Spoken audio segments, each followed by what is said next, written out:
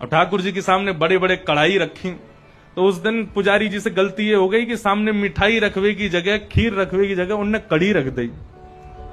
कड़ी रख दी, कड़ी के पीछे चावल रख दिए, चावल के पीछे मिष्ठान रखा और सब सजा दिए सामने। और सजा करके रसोई घर की किवाड़ लगा के 45 मिनट का भोग लगता है, 45 मिनट के लिए पुजारी जी चले गए। 45 मिनट बाद जैसे ही पुजारी जी भीतर आए तो क्या देखा, सिंहासन पर ठाकुर जी है ही नहीं। ठाकुर जी है ही नहीं वहां पर। पुजारी जी बोले, अरे भैया ठाकुर जी कहां गए? पूरे मंदिर में हल्ला है, वो सब इकट्ठे है गए, ठाकुर जी कहां चले गए?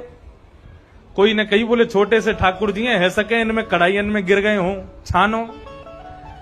तो सिंहासन के आगे वाली जो कड़ी की कढ़ाई ही कही जैसे ही छानी, तो वहां में ठाकुर जी निकल आए।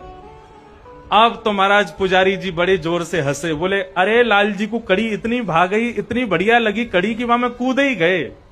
अब तो भैया रोज कड़ी बनेगी ठाकुर जी के काज।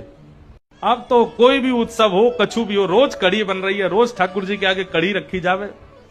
10 दिन तक रोज कड़ी रखी तो 10वें दिन रात में सपने में पुजारी जी के सपने में ठाकुर जी आ गए और रोन लगे जोर जोर से।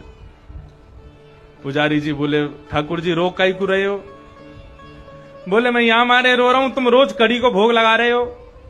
बोले मैं तो यहां मारे लगा रहा हूं, बाद में आप कड़ी में कूद गए, इतनी बढ़िया लगी कि वहां में डूब ही गए, तो हमको लगी कड़ी ज्यादा पसंद आ गई है, तो रोज कड़ी को भोग लग रहा है। ठाकुर जी बोले, अरे मैं कड़ी खावे को ना कूदो, तो फिर काय को कूदे? बोले तुमने खीर दूर रख दी, मैं तो खीर खावे जा रहा हूं, बीच में कड़ी पड़ गई, सुबह में गिर गो। अब तुमको लगी कि मुझको कड़ी पसंद है तो रोज कड़ी को भोग लगा रहे हो। भैया मैं तो खीर खावे जा रहा हूं। फिर पुजारी जी ने क्षमा मांगी, अरे हमसे अपराध है गयो। तब से फिर ठाकुर जी को मिठाई आगे रखी जाए, वाके पीछे नमकीन सामग्री रखी जाए। तो बंधुओं ऐसे लाड़ लड़ाओगे ना घर के ठाकुर जी को, तो ठाकुर जी फिर मूर्ति नहीं लगेंगे, साक्षात ठाकुर जी लगेंगे, आनंद देंगे, सुख मिलेगा आपको।